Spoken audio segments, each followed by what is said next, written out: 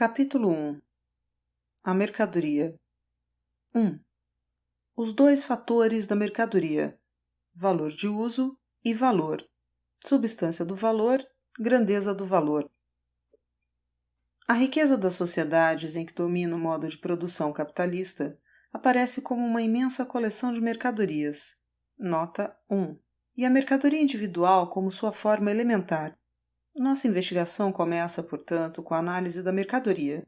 A mercadoria é, antes de tudo, um objeto externo, uma coisa a qual, pelas suas propriedades, satisfaz necessidades humanas de qualquer espécie.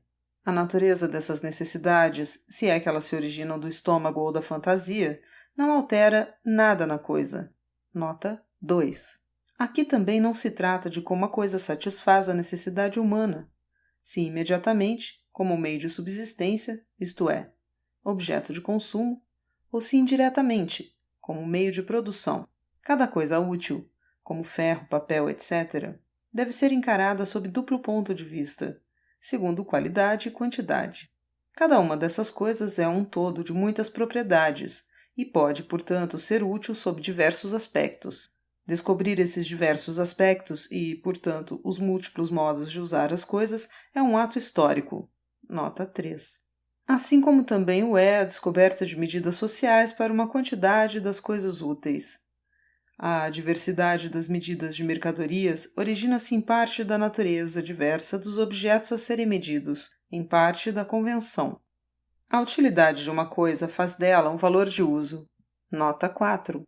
Essa utilidade, porém, não paira no ar. Determinada pelas propriedades do corpo da mercadoria, ela não existe sem o mesmo. O corpo da mercadoria mesmo, como ferro, trigo, diamante, etc., é, portanto, um valor de uso ou bem. Esse seu caráter não depende de se a apropriação de suas propriedades úteis custa ao homem muito ou pouco trabalho. O exame dos valores de uso pressupõe sempre sua determinação quantitativa, como dúzia de relógios, vara de linho, tonelada de ferro, etc.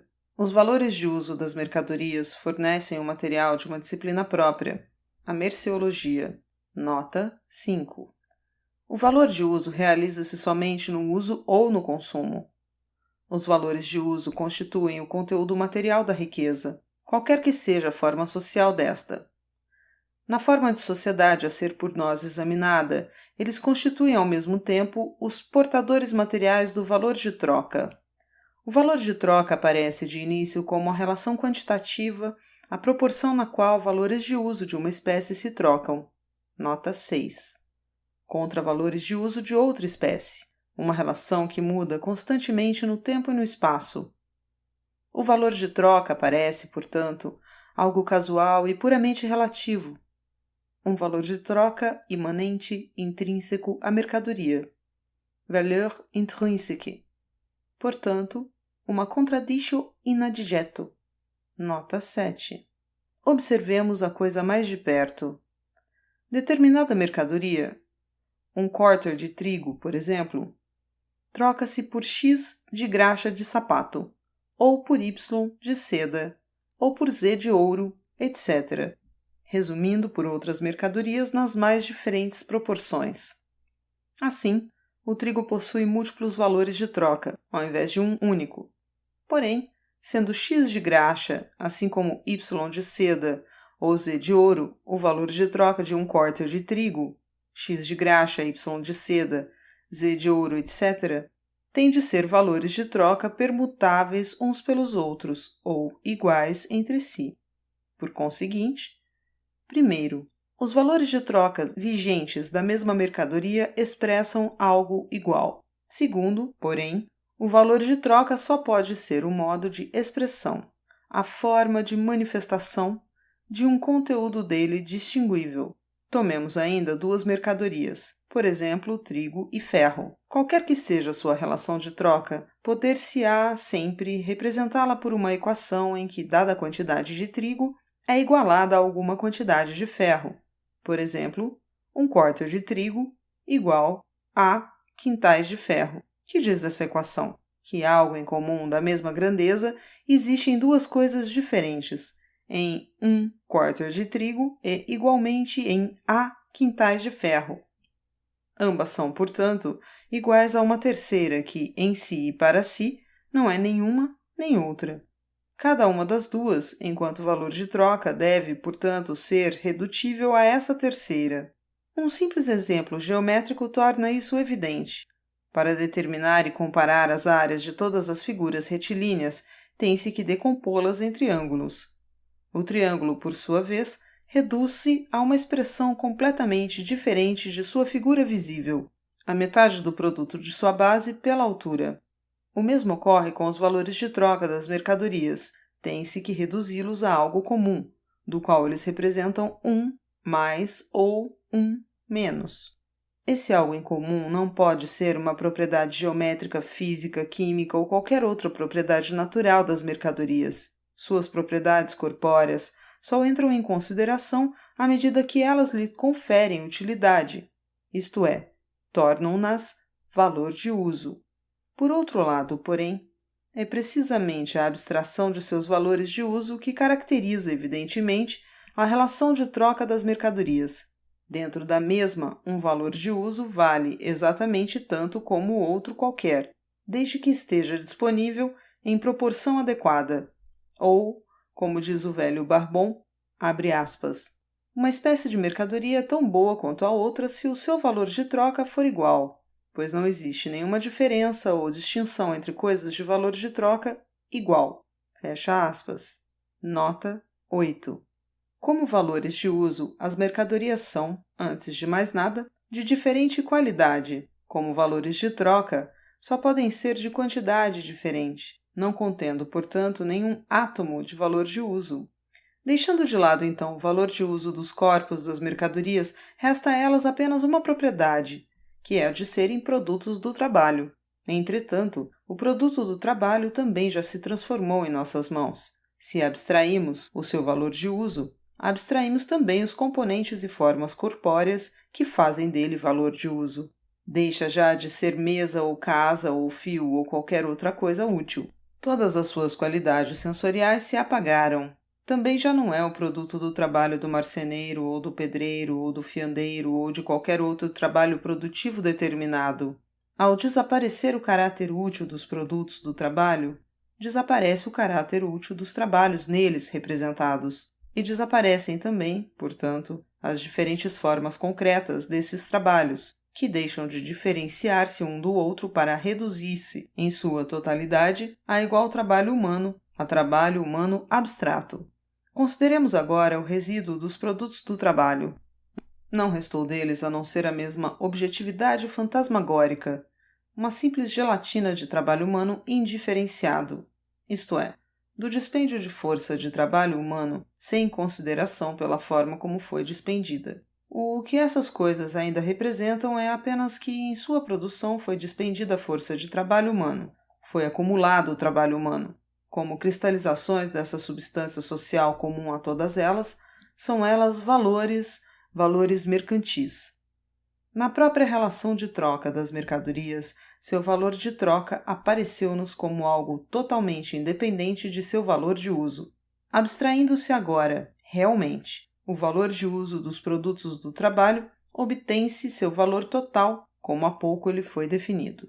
O que há em comum que se revela na relação de troca ou valor de troca da mercadoria é, portanto, o seu valor.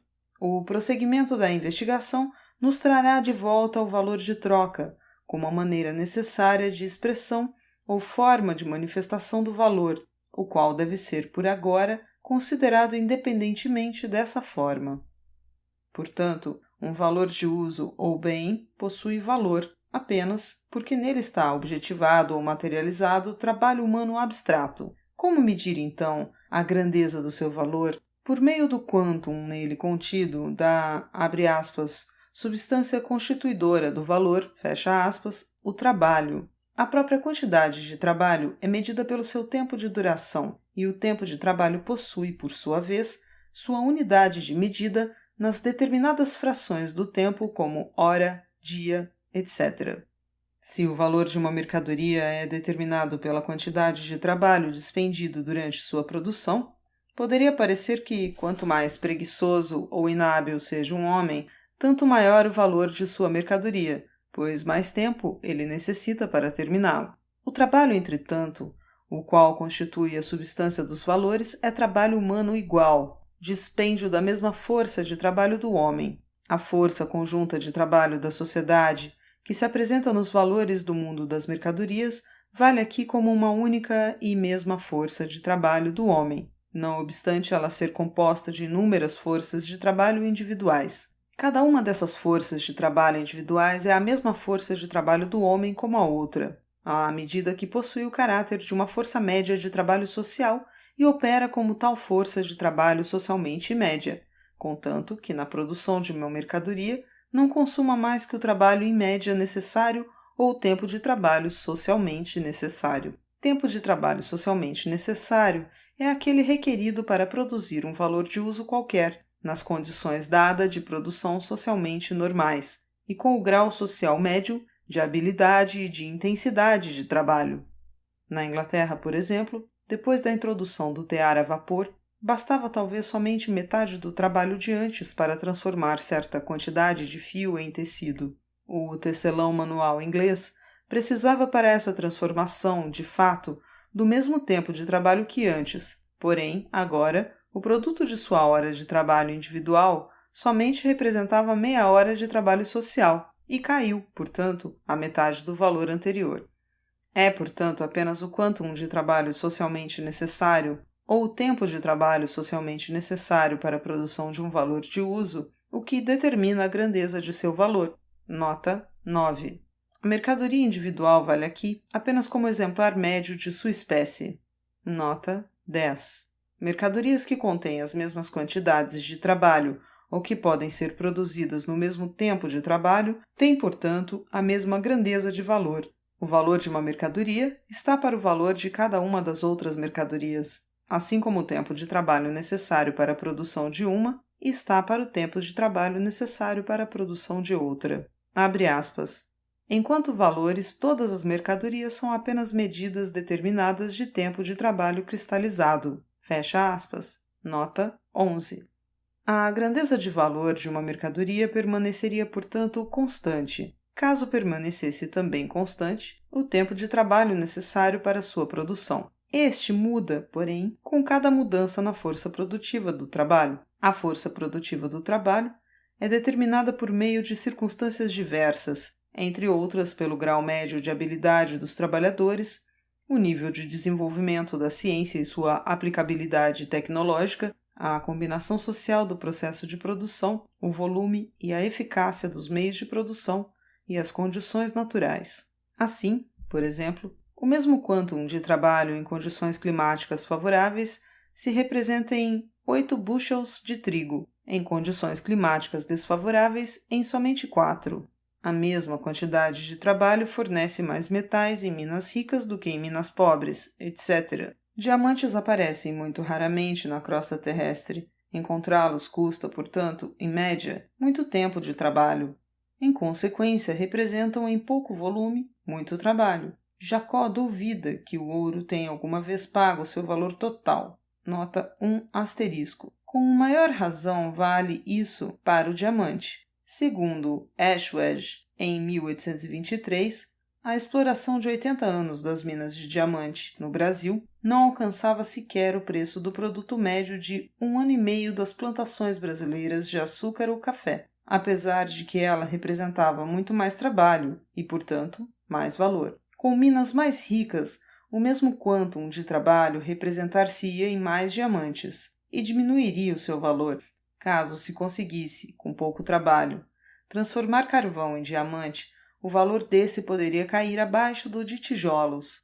Genericamente, quanto maior a força produtiva do trabalho, tanto menor o tempo de trabalho exigido para a produção de um artigo. Tanto menor a massa de trabalho nele cristalizada, tanto menor o seu valor. Inversamente, quanto menor a força produtiva do trabalho, tanto maior o tempo de trabalho necessário para a produção de um artigo, tanto maior o seu valor. A grandeza do valor de uma mercadoria muda na razão direta do quantum e na razão inversa da força produtiva do trabalho que nela se realiza. Nota 2 asterisco. Uma coisa pode ser valor de uso sem ser valor. É esse o caso quando a sua utilidade para o homem não é medida por trabalho. Assim, o ar, o solo virgem, os gramados naturais, as matas não cultivadas, etc. Uma coisa pode ser útil e produto do trabalho humano sem ser mercadoria. Quem com seu produto satisfaz sua própria necessidade cria valor de uso, mas não mercadoria. Para produzir mercadoria, ele não precisa produzir apenas valor de uso, mas valor de uso para outros, valor de uso social, e não só para outros simplesmente. O camponês da Idade Média produzia o trigo do tributo para o senhor feudal e o trigo do dízimo para o clérigo. Embora fossem produzidos para outros, nem o trigo do tributo nem o do dízimo se tornaram, por causa disso, mercadorias. Para tornar-se mercadoria, é preciso que o produto seja transferido a quem vai servir como valor de uso por meio da troca. Nota 11a. Finalmente, nenhuma coisa pode ser valor sem ser objeto de uso. Sendo inútil, do mesmo modo é inútil o trabalho nela contido. Não conta como trabalho e não constitui qualquer valor.